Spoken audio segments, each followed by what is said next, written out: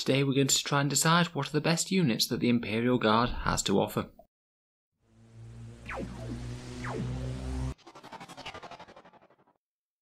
Hello and welcome back to Auspex Tactics, the strategy focused 40k channel where we're all about getting the most out of our miniatures on the tabletop. In this video we're going to try and give a fairly focused breakdown of how strong each unit in the Imperial Guard Codex is and why. This one again will be based solely on my opinion, taking a general overview of each unit, paying attention to its points cost, synergy, buffs and stratagems. In this video we're going to be focusing on the units that can actually take and receive damage, so your core fighting units, as opposed to things like characters who buff other units around them as they're sort of fulfilling a different role really. I'm also focusing on the main codex today rather than delving into the large amount of units that Guard have for Forge World.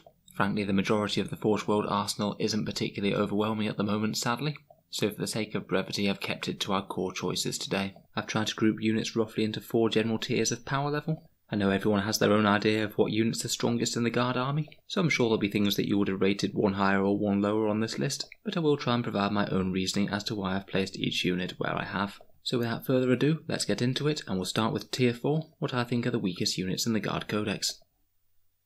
So in the lowest tier we have 3 units in my opinion. Firstly we have the Ogryns squad, and they're here entirely because they copped a massive unnecessary nerf in the recent chapter approved 2019. Basically Ogryns were already a somewhat questionable choice. They weren't too bad in terms of raw power point for point, but despite being big meaty models, they could die fairly efficiently both to anti-infantry and anti-tank weapons, which is a bit of a negative, and they were struggling even before they were randomly increased in points in chapter approved 2019, which really drives the nail into the coffin for them being a bad unit. Hopefully they'll get their points redressed in the next edition, and I still honestly suspect that someone at Games Workshop might have made a mistake with this points adjustment and they were meaning to nerf Ogryns instead. Either way, at the moment they're now extraordinarily overcosted. Next we have Wyrdvane Psykers, who really have bad rules from the start of 8th edition, being a relatively expensive psychic choice that can be targeted directly by enemy guns, being reasonably expensive per model, at least by Guard terms, and they struggle to even cast the psychic powers that they are equipped with due to their casting rules. They have got a bit better with the new stratagem in the Greater Good, which actually gives them a point on the battlefield, but even then I'd kind of see them as more of an upgrade to the Primaris Psyker rather than a good unit in their own right. These guys could honestly just do with a rules overhaul to make them cast powers a little bit better. They're just absolutely nothing when compared with the cheap Astropaths that we can field. Finally we have the Deathstrike missile launcher, the one-shot wonder that might never fire in the game provided your opponent dedicates some firepower to it early. If it does go off, it certainly will do some mortal wounds to some enemy units, but generally not enough to justify its high price tag, even if you invest a whole ton of command points in it with the expensive Deathstrike stratagem. In my opinion it's just far too unreliable for most purposes, anything other than fun games, and hence why it's this low on the list. I think that all of these units could either use rules changes or decent points drops. Moving on to tier 3 now, which is the biggest tier of units that I've included. First of all we have Servitors, which can accompany a Tech Priest. These guys, when equipped with plasma cannons, are actually really quite decent in terms of damage output point for point. They suffer from the same problems that a lot of Foot Guard lists do, in that they're quite easily taken out point for point, which I think that they can certainly have their use as a damage dealing unit. Crusaders are a reasonably durable screen, potentially getting up to a 2+ invul save if you cast Psychic Barrier on them, and this alone can be very useful. However, for me we already have incredibly cheap and decent screens in the infantry squads, and they can actually deal some reasonable damage to infantry, where Crusaders tend to be a bit lackluster, having some fairly weedy strength 3 power sword attacks. Also losing the old Axe of Faith rule certainly didn't help them at all, and they're just unfortunately a bit weaker as a result. Next we have Rattlings, reasonably decent snipers, and their shoot sharp and scarper rule means that they can potentially annoyingly ping in and out of cover, shooting your enemy's characters while not being able to be shot. Unfortunately, if they are ever exposed, then they're trivially easy to kill even by Guard infantry standards, and their damage output, while not being bad, isn't exactly stellar. I think in 8th you usually need a critical mass of snipers where you need a whole ton of them to be able to actually reliably remove characters, and I'm just not sure that Rattlings get there unfortunately, which is why we don't see them in that many competitive lists. Next we have the Chimera, Taurox and Taurox Prime. In my mind these guys nearly get there as transport options, the main downside being that transport vehicles just don't really have the best rules in 8th edition when combined with just running infantry on foot. In general you're going to be faster telling a guard squad to move onto an objective rather than put them in a Chimera, so it means that the main role of these guys is to be a durable screen between the infantry squad, which is a fairly unusual situation in itself, as the infantry squad is usually less expensive than the vehicle that's transporting it. I know that these have done reasonably well in some tournaments, particularly the Chimera, and it certainly can be annoying to remove infantry squads in Chimeras from objectives and be a solid distraction force to your army. I'm just not sure they quite get there for most people's general play. The Taurox Prime I just think is a little bit overcosted for the amount of guns that you get. It was hit by a points increase in early 8th that I now think could easily be reversed, and it wouldn't really make them too OP. I know they can have decent use in a Scion army, as they can provide you some long-range anti-tank fire support if you're limiting yourself to just Tempestus Scions, so there is a niche for them in some builds. Next we have the poor conscript squad, who now cost the same as infantry squads, fail to take orders as well, and can only be taken in squad sizes of 20 to 30 rather than the massive 50-man squads they could be in ages past. Despite all these weaknesses and running away easily and hitting badly, having large unit sizes do make them pretty ideal targets for buffs. Things like Psychic Barrier, Take Cover, or Night Shroud can give you a particularly decently durable screen, and having large units is a strength all in itself, allowing you to choose where casualties get removed from, which is actually quite powerful. Unfortunately, all of these nerfs compared with infantry squads combined means that they rarely ever see competitive play, and infantry squads are just widely seen as the better choice. Next we have the Valkyrie gunship. It's not got a bad defensive profile for the points cost, but its guns are somewhat underwhelming for how much you pay, so it really has its main value as a transport. It can be an interesting strategy to deliver Ogryns, Militarum, Tempestus or veteran squads to the front line turn 1, but personally I feel that the premium that you pay for the Valkyrie just isn't quite worth the mobility benefit that you get for deploying these units. It's just a lot of points in setup when you could have maybe taken 3 times the amount of unit that you were delivering, particularly for Militarum Tempestus Scions, who can deep strike themselves into battle anyway, provided you're happy to wait till turn 2 or 3. It's not bad, it's just a little bit overcosted in my eyes. Next up we have heavy weapon squads, who were honestly pretty powerful at the start of 8th edition, but I feel are now just a little bit fragile for the amount of points that they cost. In particular, a favoured loadout was the Mortar Squad, which unfortunately got a 12-point nerf in Chapter Approved, sending it up to 45 points and just making it far less efficient in terms of firepower. They weren't always being taken at 33 points, so kicking them up to 45 has certainly done them no favours. The direct line of sight weapons, such as missile launchers and autocannons and things, certainly do have a reasonable amount of fire output for the amount of points that you pay, but they're just incredibly fragile to return fire. If your opponent has a few long-range guns with damage 2, then they're basically target priority number 1 because they're just so much easier to kill than your other units. As a general rule, they'll do okay if your opponent doesn't have the range to shoot them down, but die very easily and trivially if they do. In a slightly similar vein, we have special weapon squads, who attempt to be damage-dealing infantry squads by packing multiple special weapons. Again, they're very easy to kill if you do load them up with something relatively expensive like plasma guns, and to be honest, they're not the most overwhelming damage dealers if you do give them something cheaper like sniper rifles or grenade launchers. I feel that both special weapon squads and heavy weapon squads really suffered from the rule of 3, as they really need to be spammed in much greater numbers if some of them are going to stay alive enough time to deal their damage. Special weapon squads are also pretty susceptible to leadership. Being only leadership 6, you could quite reliably kill 4 or 5 of them and have a really good chance of the last ones running away. Perhaps not bad if you invest in a delivery system for them, such as a transport vehicle, but for general purposes not quite as strong as the infantry squad, who also has the advantage of being troops.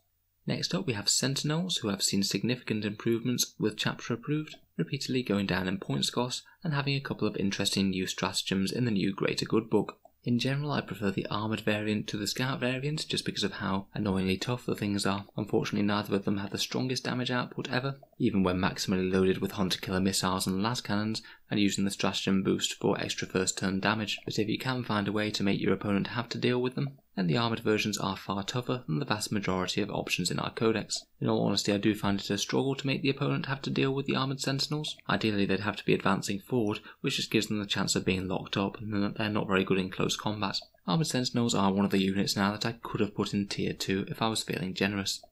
Next we have Rough Riders, which I know are in Warhammer Legends now, but I thought I'd include them on the list anyway, and I'd also put Death Riders of Krieg in the same slot as them. Being able to outflank and deal some reasonable melee damage are decent examples in the Guard. In particular, I like Rough Riders with plasma guns, being able to deliver some pinpoint high AP firepower exactly where it's needed. Unfortunately, I do think they are still quite fragile. Their multi-wound profile just doesn't hold up very well against the very decent amount of firepower that most armies can throw out, and their combat, while being present, isn't exactly overwhelming either point for point.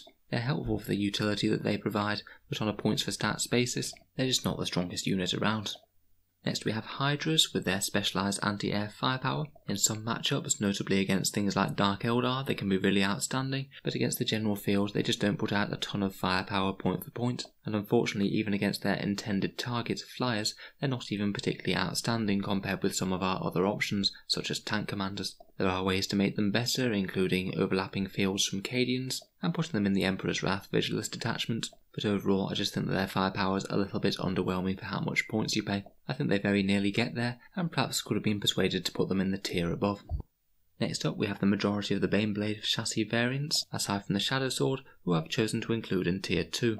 In general, these guys are certainly imposing and scary threats on the table, but often don't compare particularly favourably with just taking the same amount of points in standard Leman Russes or tank commanders. I think you really pay a premium for investing all of that in one huge unit, which can be buffed with stratagems and psychic powers a fair bit more efficiently, and also doesn't have to fear being locked up in close combat due to its special rules. Out of these variants, one of my favourites is the Bane Sword and its Quake Cannon, which is both very cheap and also has one of the best general profiles for dealing with vehicles. Now we get on to tier 2, we're starting to get on to really good powerful tools for the Guard army. As we mentioned, I've included the Shadowsword here, which with the profile of the main gun, just really punches above its weight when it's targeting vehicles and can pretty much guarantee the death of one tank a turn. It is a little bit more pricey than some of the cheaper Baneblade variants, but honestly on a point for damage profile I still think that the Shadowsword wins out. It is definitely suffering from putting all your eggs in one basket syndrome, but it's a very powerful tool to have in your army to be able to near guarantee the death of one important enemy target each turn. Now I know that I said I was largely leaving Forge World out of this, but I did want to quickly mention a couple of the stronger units, namely Imperial Drop Troops Infantry Squads and Death Corps of Krieg Combat Engineers. The Krieg Combat Engineers are just 8 points for a Carapace Armoured Guardsman that hits on 3s with a shotgun shot that wounds on 2s and has a flat 2 damage. In terms of close range punch units, they certainly add a tool to the Guard toolbox that we don't really have anywhere else, and are absolutely brutal going through any non-vehicle targets that don't have an excessively high armour save. The Elysian infantry squads on the other hand give us an interesting alternative to Scions, basically allowing us to deploy a standard Guard infantry squad from Deathstrike, which can be a very powerful tool to have in the arsenal to get a pretty large number of objective secured bodies right to the heart of the enemy, maybe toting a plasma gun or plasma pistol. I think that these are some of the standout options from Forge World from the Guard range at the moment, and it's mainly army construction rules that stop them from being played as much in more competitive lists. Next up we have the Hellhound, a unit that I feel has been hovering on the edge of being quite powerful for most of 8th edition. Its damage output isn't the strongest and it is fairly short ranged, but it is very reliable, and the fact that it auto hits is definitely a positive as it gets around some of the sneaky tricks of stacking negative to hit modifiers. Due to having great overwatch and being able to blow up slightly more easily, they make quite good outrider type tanks to hold back the tide of the enemy and try and keep them off the more valuable armors units shooting from the back, and on top of that filling some fast attack choices can be quite handy for filling Guard brigades. Next up we have the Veteran Squad, the interesting take on the Infantry Squad where they just pay 1 point more per model to have 1 better ballistic skill. They also have access to more special weapons in the squads, meaning that you can concentrate quite a lot of firepower in one heavy infantry unit. I'd say that being elites is one of their major downsides, and if they weren't then they would compete fairly well with infantry squads, but that plus the rule of 3 shoehorns them into a bit more of a niche role. Guard have a lot of rules that buff infantry though, such as orders, stratagems and character buffs, and veteran squads are some of the best receivers of these orders as they have some of the highest firepower that you can concentrate in one squad. They have decent synergy with transports as well, and any outflank or reserve rules that you might have access to, and if they can get an alpha strike with a bunch of special weapons, they really can do some decent damage to the enemy army. Next up we have Militarum Tempestus Scions and the Scion Command Squad. We've already mentioned these a couple of times, but being troops and very cheap means that the cheapest battalions that we can field will involve these guys, and being able to deep strike anywhere on the board is a real utility tool for the Guard army, which can often be a little bit slow and ponderous for getting to objectives, outflanking the enemy, and bringing firepower to bear on one key point. The Scions help with all of these niches, and on top of that they've received a whole bunch of interesting new options from the greater good, allowing you to better tailor the squad for exactly what you need. I'm still not entirely sure that they've got the raw strength and damage output to put them right into the top tier, but I think a small Scion contingent can add a lot of strength to a Guard list. Now we get right into the top tier, these being my favourite units to field in the Imperial Guard, and the ones that I think are strongest point for point.